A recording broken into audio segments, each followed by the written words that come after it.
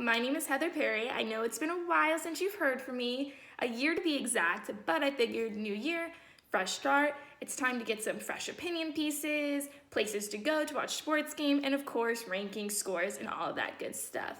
Just a little bit about me, as you know, I am obsessed with sports. It is my passion, it is what I live for. I watch ESPN from morning to night. Getting ready, I watch it just so I know who's doing what, who's going where, and all that good stuff. A little bit about me. Obviously, I'm alum from University of Central Florida. Go Knights. I will be starting grad school at FAU this spring to get my MBA in Sports Business Management, which I am super excited about. But right now, I just want to get into some of college football and what's been going on lately and just some opinion about it. As far as UCF goes, we're going to start with UCF. Huge congratulations to them with their win over Auburn in the Peach Bowl. I could not be happier. I watched UCF go from the Fiesta Bowl champions to not winning a single game to now being the national champions. Yes, I said it, the national champions. And people are arguing if they didn't go to UCF that that's ridiculous and all of this stuff. But if you look at it, it isn't ridiculous. You have two teams playing in the national championship that was beat by Auburn, who UCF just beat. People were going crazy about the Auburn and UCF game, saying that UCF was going to blow it, they weren't even going to score, it was going to be a blowout, but we held our own. And I feel that we could have held our own against Alabama, Georgia, or any other team that was playing in the playoffs. You want to compare schedules. Okay, let's compare schedules. You have Alabama, who played a 19 LSU and a 16 Mississippi State. Okay, that's only two ranked teams. When they played that third-ranked team, Auburn, they lost. So I just don't understand when you have UCF, who played, Memphis was ranked. Navy was ranked at one point. You have USF that was ranked at one point, and they beat all those teams. And UCF wasn't just beating teams, they were killing teams. And UCF was a team that actually played in their conference game and won. Where was Alabama during that conference game? At home, practicing for a playoff? How is that fair? They weren't even in the SEC championship game. So it just, to me, it doesn't understand that all of a sudden now UCF is put on the back burner even after winning the Peach Bowl. They're not even talked about. No one even wants to talk about this team because they realize that fans are upset. Something needs to be done about this college football because it just isn't fair. How can you pick the argument that UCF didn't deserve to be in the playoffs in the first place? They weren't even recognized during the regular season. They were sadly ranked only at 12 as an undefeated team. I just don't understand how this works. And what bothers me most is people seem to forget that Clemson didn't lose to a ranked team. They lost to Syracuse. Yes, I said it. Syracuse, okay? So how are you telling me that those teams deserve to be in the playoff over UCF? Something needs to be done about the system, whether it's an 8-game system or better figured out, but it is just not fair to UCF fans. It's not fair to the team. It's not fair to anyone who pushes it. I don't get it. I don't think it's fair. You had Milton go 16 for 35, 242 passing yards with 2 touchdowns, and 116 rushing yards. He is a solid quarterback, finished in the top 8 for the Heisman. There is no reason why UCF should not have gotten the respect. Now, I've talked about a little bit about offense. I am going to flip to the defense side. Shaquem Griffin. Can we just talk about him? Amazing. The guy has one hand, and he's playing like he has 20 hands. He is an amazing player. He has heart. He has the passion. I really, really am hoping that someone picks him up in the NFL because they need to give him a chance. You can teach someone to run plays. You could teach someone to do things, but you can't teach the passion and the heart that Griffin has for that game. You can't teach someone that. You're born with that passion, and he has it. So if someone doesn't give him a chance, I am personally going to call the NFL. So I'm just throwing that out there. So moving on from my little rant about UCF, because yes, I am a little bit depressed about it. I'm a little bit hurt, and I am so excited that UCF is taking it as a big deal, and they're having a parade, they're raising banners, and honestly, I couldn't be happier for the team. As someone who used to work for a UCF football team, I am proud of those boys, and keep pushing. Now let's move on to the Rose Bowl. So you had the Georgia Peach quarterback versus the cocky Heisman winner. Whew. Now, they love to hate Mayfield. They really, really do. And I'll get into him a little bit later on as far as the love-hate relationship that people have with him. But let's just go back to the game itself. So a lot of back and forth. It kind of reminded me of the Peach Bowl. Back and forth, like ping pong, you know? But all of a sudden, Oklahoma started to go stale in the third quarter, and Georgia outscored them 14-0.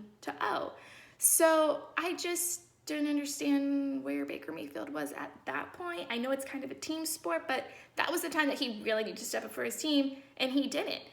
You had Georgia stepping up. So it was an exciting game. It was very, very fun to watch, but in the end, Georgia won the game in overtime with a blocked kick.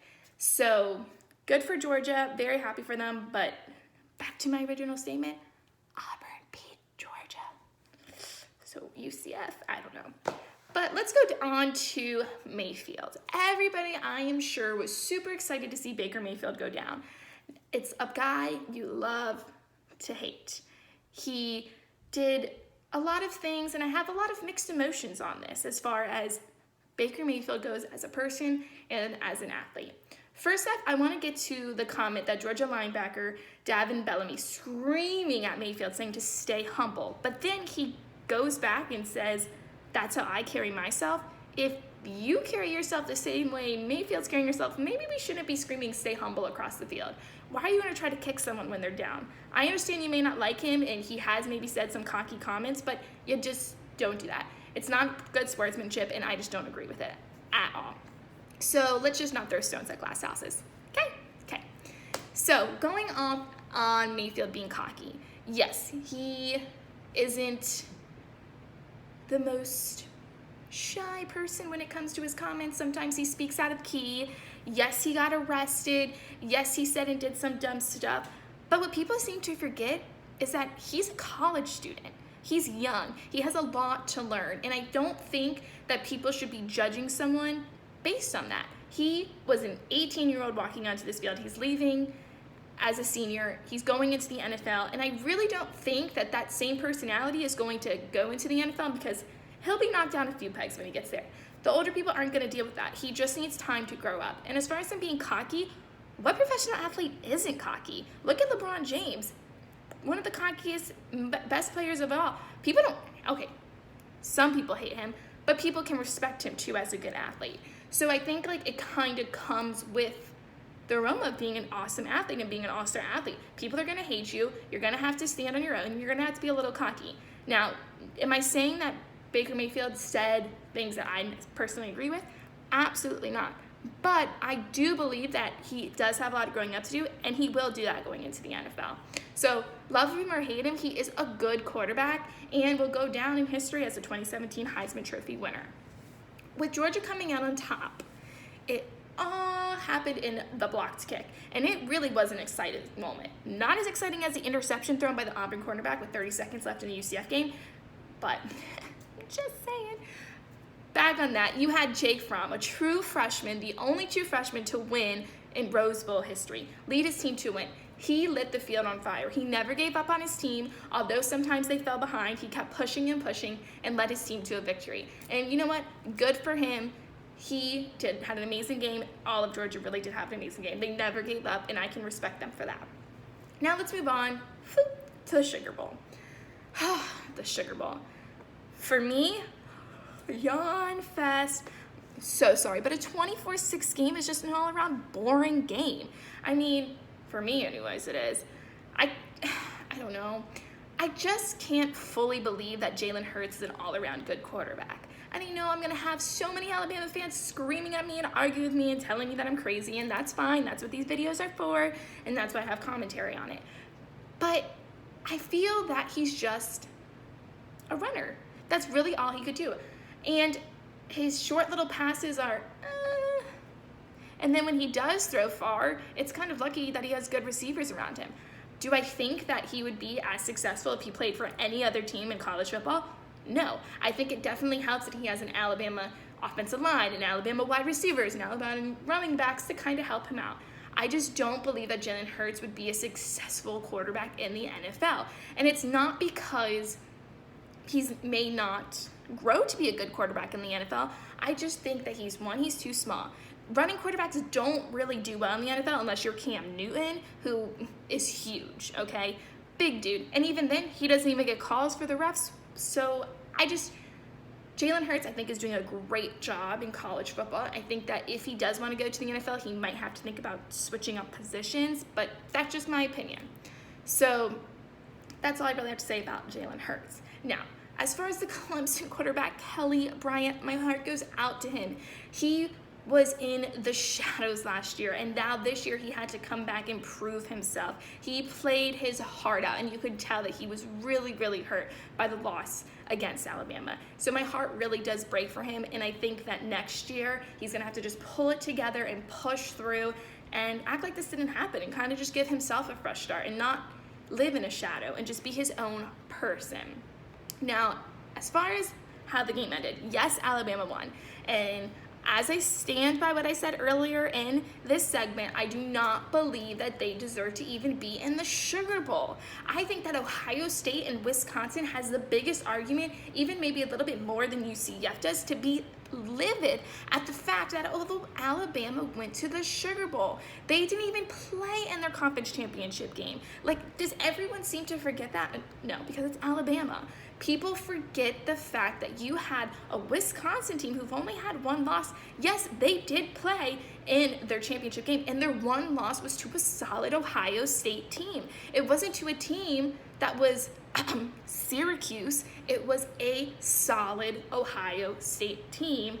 And yes, they may have lost, but Alabama lost and didn't even play in the championship and had the opportunity to go to the playoffs. I just don't think that's fair. I think if you compare the schedules, they are kind of going hand in hand, and I don't know. My personal opinion, Alabama shouldn't have even been in the picture, but we know that'll never happen. So this all sets the stage for the national championship game. So you have the SEC battle Monday, January 8th at 8 p.m. at the Mercedes-Benz Stadium in Atlanta, Georgia. Ironic that the national championship game is being played there? I think not.